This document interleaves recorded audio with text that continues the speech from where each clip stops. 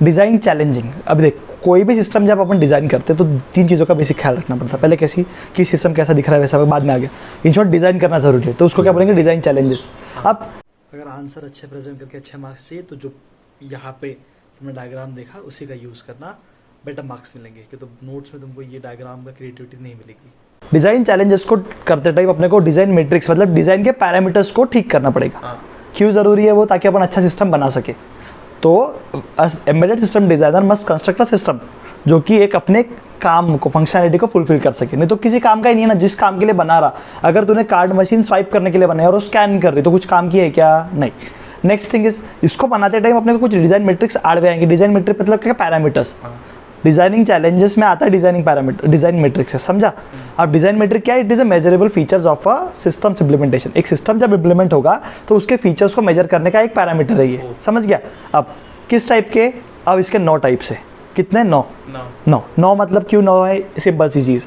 Reason being is कि एक system design कर रहे थे, इसलिए अपने को 9 पैरामीटर पे सोचना है, 9 बिंदुओं से सोचना है, 9 पर्सपेक्टिव से सोचना है। पहला क्या, यूनिट कॉस्ट। तेरी इसकी कीमत कितनी रहेगी। यूनिट कॉस्ट का डेफिनेशन क्या होगा, it is a moderate cost of manufacturing each copy of a system. एक सिस्टम को बनाने के लिए कितना पैसा लग रहा, हो गया। अब NRE कॉस्ट मतलब क्या है, नॉन रिकरिंग इंजीनियरिंग कॉस्ट। मतलब क्या, तेरा जो सिस्टम था जो तूने बेचा यूनिट कॉस्ट वाला, उसको डिज़ाइन करने में कितना पैसा लगा। अब कोई भी सिंपल सा एग्जांपल देता मैं कि समझ तू एक साबुन बना रहा है, तुझे डायरेक्टली साबुन बनती है क्या, नहीं। या फिर better example, most relevant example, ताकि तू नौ को समझ सके। यू टेक अ फोन, तूने फ़ोन लिया, फ़ोन को डिज़ाइन किया। फ़ोन को डिज़ाइन करने का कॉस्ट एक ही बार लगेगा।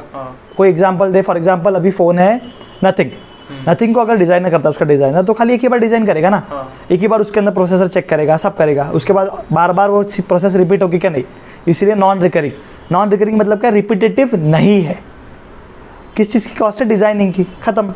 एक बार लगेगी, एक बार डिज़ाइन कर लो, उससे बाद n कॉपीज़ बनाओ। एक बंदे ने नोट्स मेहनत से बनाया, तुम जेरोक्स का भी 100 बना लो, मेहनत एक ही बार लग रही, करेक्ट। एक बार उसके बाद नेक्स्ट थिंग इज साइज़ क्या होता है, फिजिकल स्पेस तेरे सिस्टम को कितनी लगती है। फिजिकल स्पेस मतलब क्या, जगह कितनी लेगा।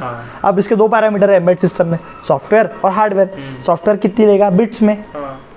इन शॉर्ट कितनी इसकी रैम है, कितने GB की रैम है, समझ गया। कितनी GB है। उसके बाद फिजिकल इसमें गेट्स और ट्रांजिस्टर कितने हैं, समझ गया। लैपटॉप वालों को जल्दी समझेगा वो। उसके बाद परफॉर्मेंस क्यों जरूरी है, तेरा फोन काम कैसे कर रहा, आउटपुट क्या दे रहा, द एग्जीक्यूशन टाइम और the throughput of the system. क्या एग्जीक्यूशन टाइम, एक काम लगा रहा हूँ मैं तो कितने देर में कर रहा है, मैं इधर ओपन करके स्कैन कर रहा हूँ कैमरे से तो कितने जल्दी उसका आउटपुट आ रहा है, थ्रूपुट आउटपुट। इसको कैसे गिनेंगे, बिट्स पर सेकंड में। किसमें, बिट्स में, BITS बिट्स, बाइट्स नहीं, बिट्स पर सेकंड में, समझा। अब पावर क्यों जरूरी है, तेरा सिस्टम पावर कितनी ले रहा पता चलना चाहिए ना। It's a must necessary feature, क्यों तो ये डिसाइड करता है कि तेरा सिस्टम कितनी देर चलेगा। फ्लेक्सिबिलिटी, तू चेंज कितना कर सकता है तेरे सिस्टम को।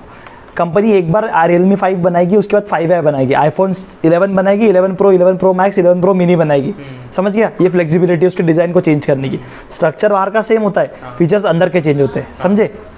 टाइम टू मार्केट और टाइम टू प्रोटोटाइप में इसमें थोड़ा कंफ्यूजन मत होना। पहले क्या आना चाहिए, टाइम टू प्रोटोटाइप। क्यों, तू कोई चीज़ का प्रोटोटाइप नहीं बनाएगा। प्रोटोटाइप मतलब क्या है, मॉडल, वर्किंग मॉडल, पहला मॉडल, इनिशियल मॉडल। आदमी डायरेक्टली रोटी बेलना चालू नहीं करता, पहले वो 3-4 बार आटा खराब करता है। रीजन बीइंग, उसको पता है ये खराब भी हो तो चलता, लेकिन वो आटा बनाया जो है वो तेरा मॉडल है। इसलिए पहला क्या है, the time to build a working system which may be bigger और more expensive than the final product. तेरा फाइनल प्रोडक्ट से महंगा भी हो सकता है और बड़ा भी हो सकता है, लेकिन इसका यूज़ क्या है, क्यों बना रहे ये, ताकि तू सिस्टम को वेरीफाई कर सके, ऑथेंटिकेट कर सके, यूजफुलनेस चेक कर सके, करेक्टनेस चेक कर सके। 4 पैरामीटर क्या क्या हो गए, verification, authenticate, usefulness and correctness. क्यों, ताकि तेरा सिस्टम बराबर काम कर रहा है कि नहीं।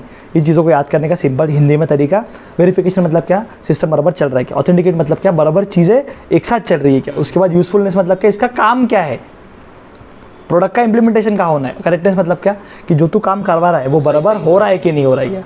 उसके बाद last point, time to market. तूने प्रोडक्ट बना लिया, डिज़ाइन कर लिया, कॉस्ट वॉस्ट सब कर लिया, अब तेरे को बेचना पड़ेगा।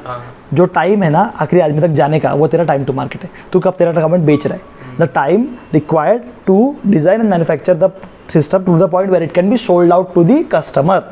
अब लास्ट टॉपिक है अपना सेफ्टी क्यों, तूने सब कुछ बना दिया लेकिन तेरा फ़ोन कभी भी फूट सकता, कभी भी गर्म हो रहा है, ये सेफ़ है क्या तेरे लिए, नहीं। तो सेफ्टी क्या है, the probability the system will not cause a harm. Example Samsung का फ़ोन है, रेडमी का फ़ोन है. Your phone gets hotter when you go outside, फूटने का चांस ज़्यादा है. कौन सा? Xiaomi रेडमी का.